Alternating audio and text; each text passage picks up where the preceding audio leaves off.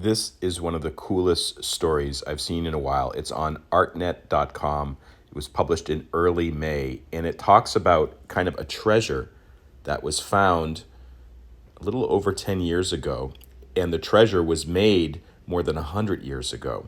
And basically, there's a lesson here for genealogists, and I'll get to that in a minute.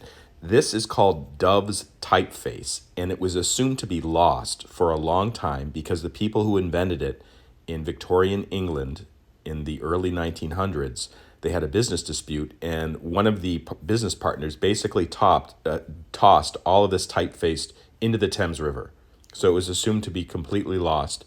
But a person who was obsessed with this typeface, because some of the written examples still exist. Let me find one. Yeah, here's one. This was a Bible that was printed using the typeface.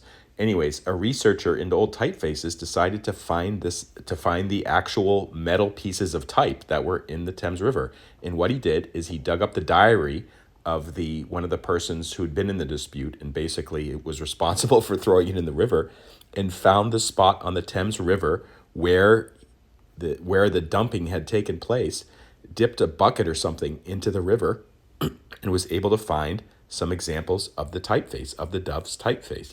He then called the city of London, who sent some helpers down, scuba divers basically, to comb the area, and they got more than 100 pieces of this particular typeface out of the river. So they've been able to get this typeface back out of the river. And the lesson for genealogists really is, I'm always harping on the importance of basically digging into old archives, whether it's at a library or maybe it's something that's been passed down to you, like a diary or a journal or something like that. And sometimes these diaries, these letters, these research can yield real treasure.